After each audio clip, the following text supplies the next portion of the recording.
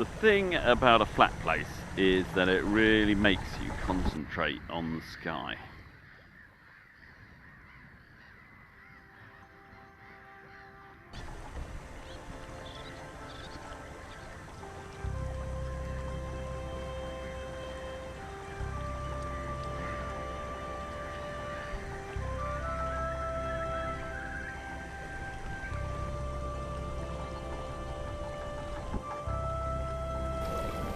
The entrance to the Walton backwaters is protected by a bizarrely shaped lump of sand and gravel called the Naze.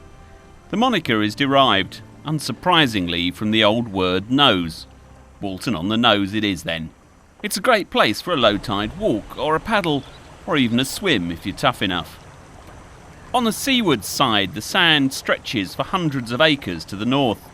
Hence the complicated arrangement of port and starboard buoys that guides boats safely along a narrow channel into the Twizzle. On the landward side, it shelves steeply, easy for me to jump ashore without getting my feet wet.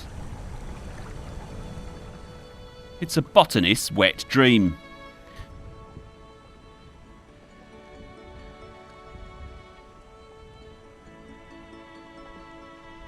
It's almost as weird from the ground as it is from Google Earth.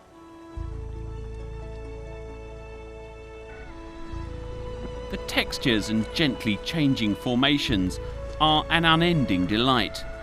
Working out how and why it's assumed this shape is a real puzzle. The whole of the North Sea coast is subject to longshore drift. Although sheltered from the prevailing westerlies we get in the UK, this coast gets an occasional pasting from a northeasterly. The wave action can get pretty fierce, and the sea is constantly stealing bits of coast, grinding it up into sand, gravel or mud, and slowly moving everything southwards.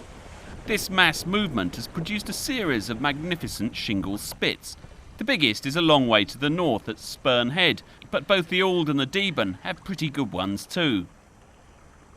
Just to the north, along the shore at Felixstowe, you can see the way the sand is being piled up on the north side of the groins.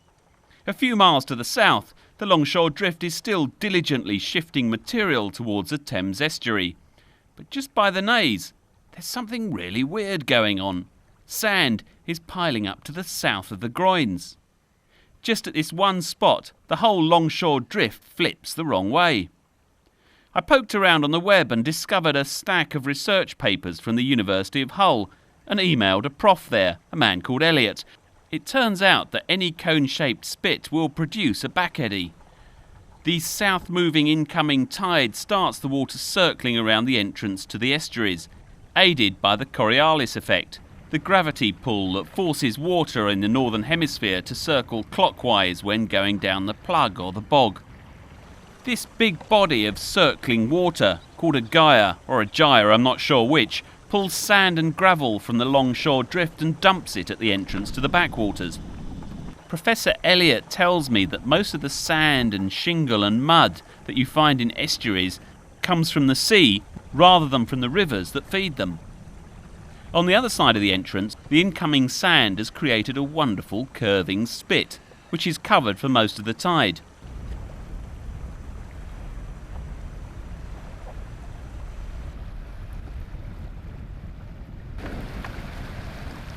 See, the waves are about to give up touching. It's also a great place to go aground. So Jill and I spent a marvellous hot summer's day watching the water disappear while the birds took control of their favoured spots.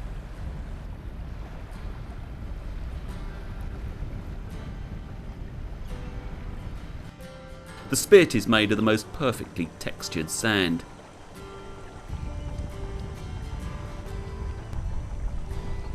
To wear shoes would be a sin against nature.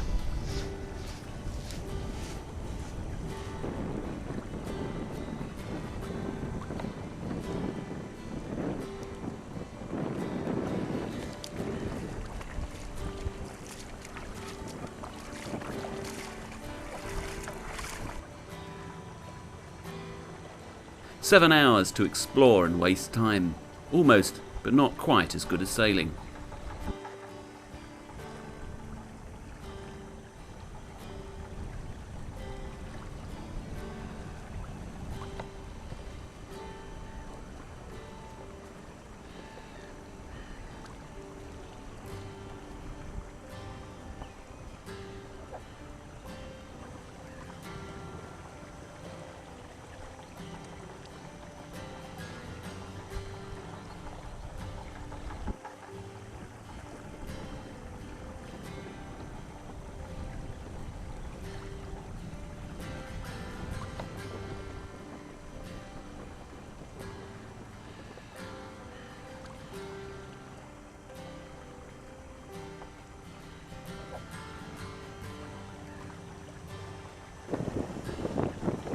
Dylan, stuck here.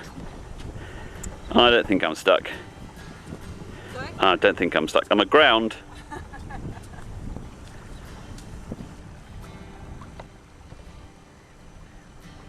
And when Jill is aboard, both the cuisine and, I confess, the hygiene shifts to an entirely new level. 1, 2, 3 boats aground. Haha, call yourselves sailors. You're not sailors. Putting your boat aground like that, that's ridiculous. The north shore of the entrance has some lovely sandy beaches, sheltered from every wind direction save a fierce northeasterly. You can spend a bank holiday Monday here and see hardly another soul, although you might stumble across the odd nudist.